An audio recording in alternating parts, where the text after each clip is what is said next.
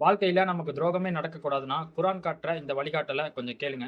இன்னைக்கு துரோகம் நடந்ததுக்கு அப்புறம் கவலைப்படாத, அழுகாத, கண்ணத்தோட எந்திரிச்சு ஓடு, ஜெயிச்சு காட்டுன்னு ஆறுதல் சொல்றேன், அட்வைஸ் பண்றேங்கிற பேர்ல கதை கதையா சொல்றவங்க, துரோகம் நடக்கிறதுக்கு முன்னாடி அத எப்படி தடுக்கலாம் அப்படின்னு சொல்லியிருக்காங்களான்னு கேட்டா கிடையாது. ஆனா 1400 வருஷத்துக்கு முன்னாடியே இந்த குரான் துரோகம் நடக்கிறதுக்கு முன்னாடி அத எப்படி தடுக்கலான்னு ஒரு வரலாற்று சம்பவம் மூலமா நமக்கு அழகா பாடம் சொல்லித் தருது. அத்தியாயம் 2 வசனம் 247. அவுது பில்லாஹி மினஷ் ஷைத்தானிர் ரஜீம். பிஸ்மில்லாஹிர் ரஹ்மானிர் ரஹீம். அவர்களுடைய நபி அவர்களிடம், அல்லாஹ் உங்களுக்கு தாலூத்தை அரசனாக நியமித்திருக்கிறான் என்று கூறினார். அதற்கு அவர்கள், அவருக்கு எங்கள் மீது எப்படி அரசாட்சி இருக்க முடியும்? அவரை விட அதற்கு நாங்களே அதிக தகுதியுடையவர்கள். அவருக்கு திரண்ட செல்வமும் கொடுக்கப்படவில்லையே. இந்த வசனம் சொல்ற மாரி இன்னைக்கு நம்ம குடும்பத்திலிருந்து ஆரம்பிச்சு நண்பர்கள், சொந்தக்காரர்கள், வேலை செய்ற இடம்னு இப்படி ஒரு கூட்டம் நம்ம கூடவே தான் இருக்கும். வாழ்க்கையில நம்ம ஒரு நல்ல நிலைமைக்கு முன்னேறி வரும்போது, "இவனா? இவன் ஒரு ஆள்ன்னு ஏன்டா? இவன் ஒண்ணுத்துக்கு ஆக மாட்டான், பிச்சைக்காரன்" அப்படின்னு நம்மள மட்டம் தட்டி பேசுவாங்க. நமக்கும் வேற வழி இல்ல. இவங்க கூட பயணம் பண்ணி தான் ஆகணும். அப்படி அத்தியாயம் 2 வசனம் 249. தாலூத் தன்னோட படைகளெல்லாம் கூப்பிட்டு போருக்கு போறார். அப்படி போகும்போது அவர் சொல்றாரு, "அல்லாஹ் உங்களை ஒரு ஆற்றைக் கொண்டு சோதிப்பான். யார் அதிலிருந்து தண்ணி குடிக்கிறீங்களோ, அவங்க என்னை சார்ந்தவர்கள் இல்ல. யார் அதிலிருந்து தண்ணி குடிக்கலையோ, அவங்க நம்ம ஆளுங்க." அப்படிங்கிற மாரி சொல்றாரு. இத கேட்டுட்டு அதிக பேர் அதுல ஆத்துல இருந்து நெறைய தண்ணி அள்ளி குடிச்சிடுறாங்க. தண்ணி குடிச்சிட்டு ஆத்த தாண்டி போய் சொல்றாங்க, "இன்னைக்கு எங்கனால ஜாலூத்தையும் அவர்களோட படைகளையும் எதிர்க்க எங்களுக்கு சக்தி இல்ல." அப்படின்னு. தண்ணி குடிச்சனால தான் அவங்கனால சக்தி இல்லாம போயிருச்சா அப்படின்னு கேட்டா கிடையாது.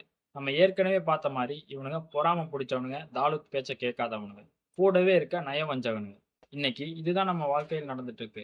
நம்ம கூடவே இருக்கவங்க கடைசி நேரத்துல கால வாரி விட்டுருவாங்க. அதுக்கப்புறம் நம்ம அவங்க கிட்ட போய், "நீ இத முன்னாடியே சொல்லியிருக்கலாம்ல. நீ இத முன்னாடியே சொல்லியிருந்தா நான் வேற ஏதாவது ட்ரை பண்ணியிருப்பேன். நீ நம்ப வச்சு ஏமாத்திட்டியே" அப்படின்னு நம்ம புலம்பிட்டு இருப்போம். அதே சம்பவம் தான் இங்கேயும். "தாலு தண்ணி குடிக்காதீங்கடா" அப்படின்னு டெஸ்ட் வச்சனால தெரிஞ்சு போச்சு. இவனுங்க ஆக மாட்டானுங்க, நம்ம பேச்ச கேட்காதவனுங்கன்னு. இதுவே எந்த சோதனையும் செய்யாம, ஆளுக்கு ஒரு பொறுப்பை கொடுத்து முன்னாடி போயிருந்தா, இவனுங்க பின்னாடி நின்னுகிட்டு, இன்னைக்கு எங்களுக்கு ஜாலூத்தையும் அவங்க படைய எதிர்க்க சக்தி இல்லன்னு தாலூத்த பலி குடுத்திருப்பானுங்க. தாலூத்தும் கடைசி நேரத்துல இவனுங்க நம்மள ஏமாத்திட்டானுங்களே அப்படின்னு குழப்பத்துல என்ன செய்யறதுன்னு தெரியாம தோத்து போய் செத்தும் போயிருப்பாரு. இப்படி நம்மளும் வாழ்க்கையில நேர்மையா அடுத்த கட்டத்துக்கு முன்னேறி போகும்போது, தாலூத் மாரி நம்ம கூடவே இருக்க கூட்டத்த சோதிக்கணும். இல்லன்னா கடைசி நேரத்துல குழிய தோண்டிருவானுங்க, எந்திரிக்கவே முடியாத அளவுக்கு. வாழ்க்கையில நம்மளும் தாலூத் மாதிரி யாரும் தண்ணி குடிக்கக்கூடாது. குடிச்சா ஒரு கை அளவு தண்ணீர் மட்டும் தான் குடிக்கணும்னு சோதிச்சு பார்த்து, யார் நம்ம பேச்ச கேட்கலையோ, அவங்க நம்ம சார்ந்தவங்க இல்லன்னு முடிவு பண்ணிட்டு, யார் நம்ம பேச்ச கேட்டாங்களோ, அது ஒருத்தனோ 2 பேரோ அவங்க கூட சேர்ந்துட்டு, அல்லாஹ்வின் பாதையில உறுதியா செயல்பட்டா, இந்த கடைசி நேரத்துல இந்த கூட்டம் வந்து எங்களுக்கு சக்தி இல்லன்னு சொன்ன மாரி நம்மகிட்ட சொல்லும்போது, "அப்படியா ராசா? எங்களுக்கு முன்னாடியே தெரியுமே ராசா உங்க லட்சணம். நாங்க தான் பார்த்துட்டோமே! தண்ணி குடிக்காதன்னு சொல்லும்போதே" அப்படின்னு நம்ம அசால்ட்டா எடுத்துட்டு, அல்லாஹ்வின் அனுமதியோடு சிறு கூட்டம் பெரும் கூட்டத்தை வென்றிருக்குன்னு போயிட்டே இருக்கலாம். நம்ம ஆளுன்னு நம்ம யாரெல்லாம் நினைக்கிறோமோ, அதுல எவன் உண்மையானவன், எவன் வேஷதாரின்னு சோதிச்சு பார்க்காம நம்ம ஜெயிக்கவே முடியாது. நம்ம கூடவே இருக்க நயவஞ்சக கூட்டத்தோட முகத்திரைய கிழிக்க, வாட்டர் டெஸ்ட் மாதிரி ஒரு துல்லியமான ஃபார்முலாவ இந்த குரான தவிர எதுலயுமே பார்க்க முடியாது.